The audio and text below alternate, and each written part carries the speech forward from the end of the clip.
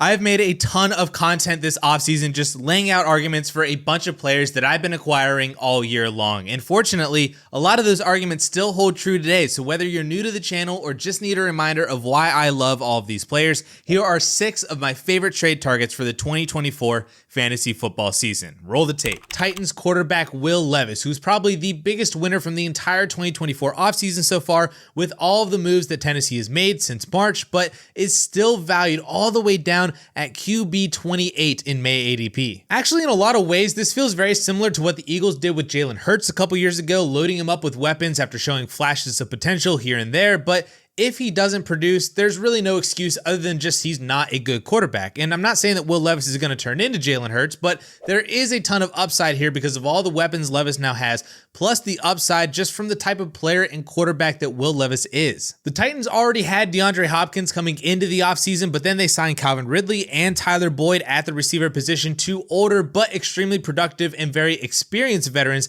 that gives Levis more receivers that can separate at multiple levels of the field. And even though they lost Derrick Henry, they signed Tony Pollard to add to Tyjae Spears, both of whom can be very dangerous receivers out of the backfield as well, and can be competent runners to add a quality rush attack to this offense as well. And then let's not forget perhaps the most important addition to the Titans offense this year, the hiring of new head coach Brian Callahan from the Cincinnati Bengals and offensive coordinator Nick Holtz from the Jacksonville Jaguars. Callahan's experience as the Bengals offensive coordinator since 2019 is extremely important here, as his offenses have ranked top 12 in passing yards in each of the past 3 seasons with Joe Burrow and that receiving core. You also look at Holtz's resume, who doesn't have all the experience as Callahan, but has been the passing game coordinator with the Jacksonville Jaguars last year. Again, another offense that was 8th overall in 2023 in passing yards per game. So between both of these new coaches' offensive resumes, plus all the moves that they made in the offseason of allowing Derrick Henry to walk, plus signing all these receivers, there's only really one logical goal for the Tennessee Titans this year: throw the ball more, which is the complete opposite of what the Titans offensive philosophy has been since like 2015, if not even earlier. So now we take a look at Will Levis specifically, who from just his 8 starts last year was already on pace for 3,800 yards and 17 touchdowns, which would have made him a top 20 quarterback last year. And if we just moderately bump him up in receiving yards up to 4,000, touchdowns up to 20, that now makes him a top 15 fantasy quarterback just from passing stats alone, not even mentioning if he actually starts to run the ball like he did in college. If we give him just 300 rushing yards on the year, which is in that Dak, Love, Sam Howell range, now he's a borderline QB1 with all those passing stats from before, as essentially this year's version of Sam Howell for fantasy football. That's really all it takes, but that's not even accounting for the possibility that Levis himself drastically improves in year 2, that the Callahan offense and all these new weapons raise Levis's production even more, that Levis himself doesn't run 100 plus times this year like a lesser version of Josh Allen. He could realistically be this year's Jordan Love and skyrocket in value. That is absolutely best case scenario and in his range of outcomes, with worst case scenario being maybe you get like a QB 20-ish season and he's still a starter in 2025, but his job is really in jeopardy after that. But at least you're paying QB3 prices for a fair QB2 with QB1 upside for 2 years before he becomes like Justin Fields or something like that. In Superflex leagues, if you can pay less than a first round pick, I am all in. Even honestly, a late first round pick this year, like the 111, 112, where you get Will Levis instead of Bo Nix or Keon Coleman or Ladd McConkey, I am 100% in on those prices too. Someone in the DLF Trade Finder was actually able to flip Drake May for Will Levis and Drake London. I love that deal as well. Someone else traded the 108 for Will Levis and a 2025 first. Love that deal too. So there are options here to roll the dice on Will Levis as a potential breakout in 2024, with the worst case scenario being you basically just got what you paid for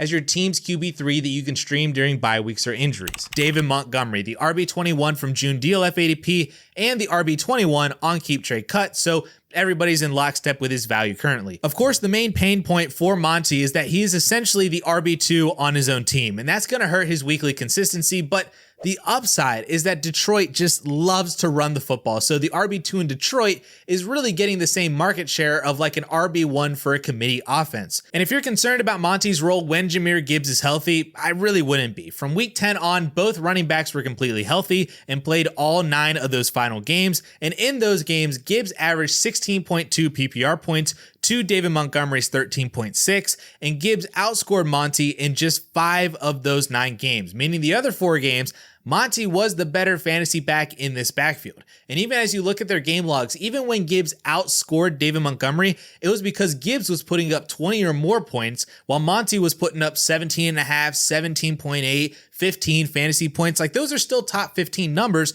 for David Montgomery in weeks where Gibbs is putting up top 5 fantasy numbers. All of this just points back to the fact that the pie is more than big enough for both of these guys to feed off of. And even though Gibbs is getting a little bit more, Monty is still getting enough to be a weekly fantasy starter. And then we get to the real upside. I'm talking the weeks that Jahmyr Gibbs misses due to injury, which he plays the running back position, so it's very likely that he misses a couple of games every year.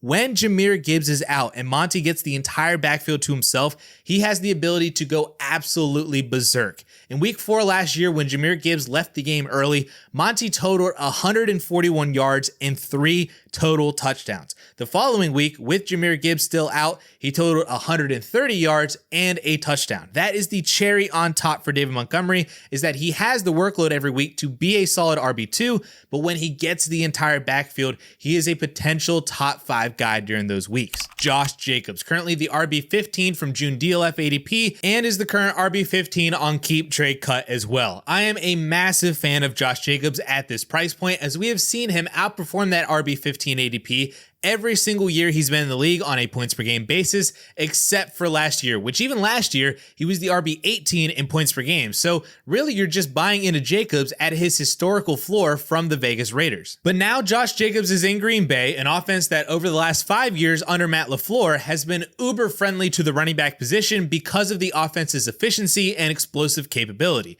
And there are really 2 avenues here for Josh Jacobs to find success, both of which easily outperform an RB15 price, just at various different levels of that success. So number 1, Jacobs is a full-on bell cow like he was in Vegas. In 4 out of 5 seasons with the Raiders, Jacobs saw anywhere from 18 to 20 rush attempts per game, plus an additional 2 to 4 receptions per game. So if Jacobs sees that kind of volume in a much better offense with a much better offensive line in the Green Bay Packers, with all of those red zone and goal line opportunities, we could see Jacobs return to top 3 fantasy production like he had in 2022. There is a world where that type of nuclear season is possible for Jacobs in 2024 with the Packers. Now, the more likely scenario is Jacobs fitting more of the role that we have seen Aaron Jones have, which I'm not going to call a flat-out committee because Aaron Jones was the RB1, but we could see Jacobs cede some usage to A.J. Dillon or to Marshawn Lloyd, more in the name of protecting Jacobs over the course of an entire season and into the playoffs. But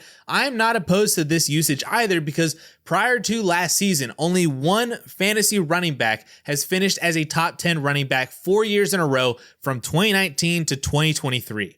Aaron Jones. Matt LaFleur is the one who unlocked Jones as a fantasy asset, and by utilizing him as a high-end rusher and receiver who operated on efficiency and high red zone utilization. If Jacobs gets thrown into the Aaron Jones role in this offense, he'll have more than enough work to be an every week fantasy RB1. It is entirely possible that LaFleur identified Jacobs as a player who can operate the Aaron Jones role, plus potentially more, since Jacobs is younger, bigger, and just as, if not even more explosive with the ball in his hands. And don't forget that Jacobs is a great receiver out of the backfield as well. It's kind of a part of his game that we really haven't seen unlocked yet in the NFL. Jones, on the other hand, has averaged 67 targets, 400 yards, and 4 touchdowns per season in the receiving game from 2019 to 2022. Jacobs has seen one season over 350 receiving yards all career and has literally never scored a receiving touchdown in 5 years in the NFL. There is a balancing act here that if Jacobs sees less work on the ground but more work through the air, a reception is worth 3 times as much as a rush attempt in full PPR leagues, and that work would be extremely valuable for Josh Jacobs as a top 10, potentially top 5 fantasy running back in 2024. All right, now to move over to the wide receiver position, I've had this take in my head for a few weeks now, and I've never really had the courage to say it until today. Nico Collins is a top 10 Dynasty wide receiver. I would take Nico over Brandon Ayuk, Drake London, Jalen Waddle, Chris Olave, Tyreek Hill, and I am really debating Nico versus Malik Neighbors and Nico versus Garrett Wilson, but due to age, upside, pedigree, even still, I still lean the other two, but it is super close considering what Nico did last year. And I know that Justin just talked about Nico in a recent video, and I'm just going to repeat what he said. Nico's 2023 season was not a fluke.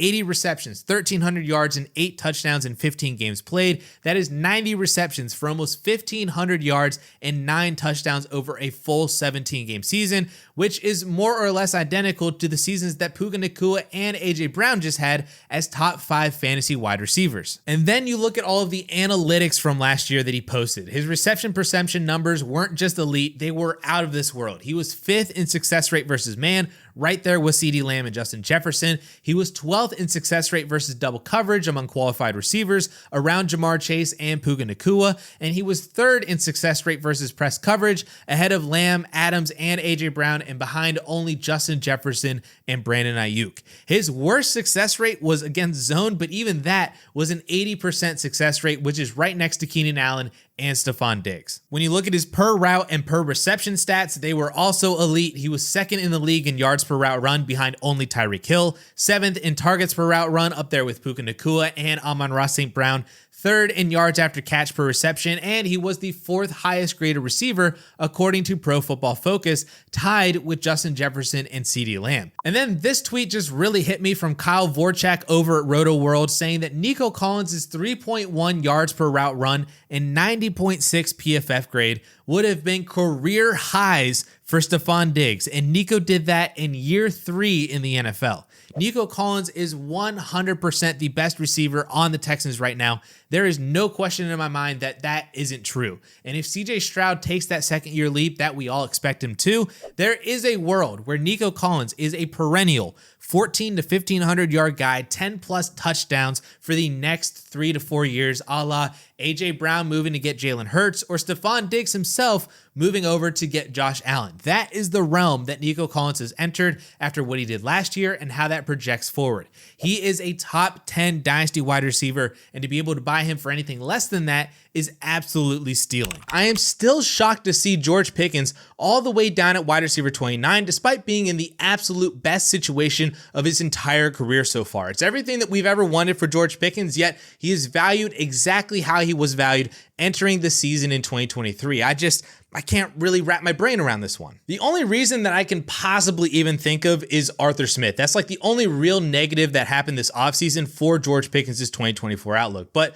honestly, for all the crap that Smith put us through in Atlanta, he still gave us an absolute alpha wide receiver in Drake London, who averaged a 29% and 23% target share in both seasons of his career so far. And let's not forget that Smith's last role as an offensive coordinator, not head coach, an actual offensive coordinator, was in Tennessee back in 2019 to 2020 that had A.J. Brown finish as the wide receiver 21 and wide receiver 14 in fantasy. Again, on a massive 20% and 26% target shares in that Titans offense. So now bringing it back to George Pickens, who just posted an 1,100 yard season on a 22% target share, he now has to compete with who? Roman Wilson, Van Jefferson, Calvin Austin, Pat Freiermuth? I mean, how does Pickens not see at minimum a 25% target share in this offense? Even if Pittsburgh throws the ball 500 times again like they did last year, a 25% target share puts Pickens at 125 targets, 20 more than he had last year. If Pittsburgh throws 530 times like Atlanta did last year,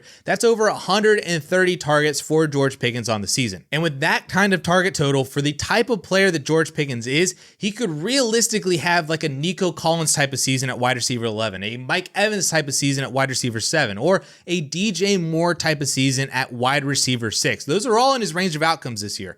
Worst case scenario, again, he basically is just the same as he was last year as a high-end wide receiver 3, low-end wide receiver 2. Think like DK Metcalf or DeAndre Hopkins last year. But those finishes are still beating out his wide receiver 29 dynasty ADP. And honestly, don't even care who the quarterback is either. We just watched Russell Wilson resurrect Courtland Sutton's career with double-digit touchdowns in 2023, and Pickens is way better than Courtland Sutton at this point in their careers. If it's Justin Fields, then that's fine as well too, because guess who was the quarterback for DJ Moore's wide receiver 6 overall season last year? Yeah, so buy George Pickens now for that early to mid second round rookie pick, or trade down from older vets like Devontae Adams or Stephon Diggs and buy back some age at the receiver position. Flip a running back like DeAndre Swift for him. Just buy George Pickens for the exact same price you would have paid last year, except now he's about to have that breakout season that we've all been waiting for. And lastly, if you need an every week starter at the tight end position, take a look at Jake Ferguson as the tight end 12 in May DLF ADP, despite finishing as a top 10 tight end in both total points and points per game in 2023.